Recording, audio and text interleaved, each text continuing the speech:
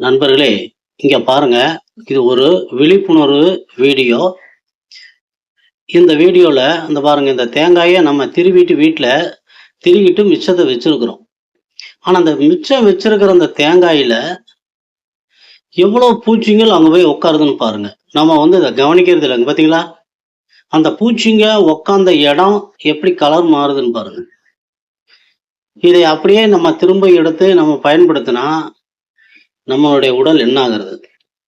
அதனால அதே மாதிரி இன்னொன்னு காட்டுறேன் பாருங்க. இது உடைச்ச ஒன்னைய வச்சிருக்கக்கூடிய தேங்காய். இதுல கொஞ்சம் மஞ்சள தடவி வச்சிருக்கிறோம். உங்களுக்கு தெரியும், புரோகிதர்கள்லாம், அந்தணர்கள்லாம் வந்தாங்கன்னா, யாகம் வளர்த்துறப்ப, சுப நிகழ்ச்சிகளுக்கு வந்துட்டு போறப்ப, அவங்க எடுத்துட்டு போற தேங்காயில இந்த மாரி மஞ்சள தடவி எடுத்துட்டு போவாங்க. ஏன்னா, புரியுதா? இப்ப பாருங்க, அந்த தேங்காயில உங்களுக்கு முழுக்க முழுக்க சுத்தமா இருக்குது. ஒரு பூச்சி கூட இல்ல. நம்ம 2 நாள், 3 நாள் ஆனாலும் நம்ம தைரியமா அத பயன்படுத்திக்கலாம். நம்ம அதே இந்த தேங்காயில திருகி வச்சிருக்கிற தேங்காயில பார்த்தீங்கன்னா, இந்த பூச்சிங்க எப்படி ஊவுது பாருங்க. சர்வசாதாரணமா ஊறுது. இந்த பூச்சிங்கலாம் வரக்கூடிய கிருமி, வைரஸு இதெல்லாம் நம்ம சுத்தம் பண்ணாம அசால்ட்டா போட்டுட்டோம் அப்படின்னா, நம்ம உடம்பு அவ்வளோதான். அதனால எப்பவுமே தேங்காய உடைச்சீங்கன்னா, அந்த மாரி ஒண்ணும் மஞ்சள் தடவி வச்சுருங்க.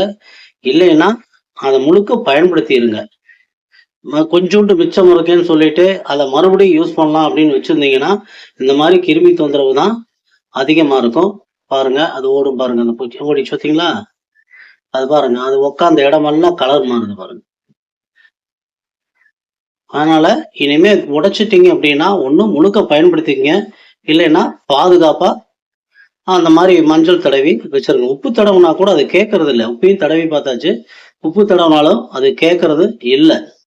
மஞ்சளுக்கு நல்ல ஒரு சக்தி இருக்குது அப்படிங்கிறத இப்ப நம்ம இந்த 2 இதுலயும் பார்க்குறப்ப, நாம அதுக்கு ப்ரூஃப் ஆகுது. எல்லாரும் இத சரியா பார்த்து பயன்படுத்திக்கங்க. வியாதியிலிருந்து நம்மளே நம்ம உடம்ப கெடுத்துக்க கூடாது அப்படிங்கிறதுக்காக தான் இந்த ஒரு விழிப்புணர்வு வீடியோ. நன்றி. எல்லாரும் பயன்படுத்திக்கங்க.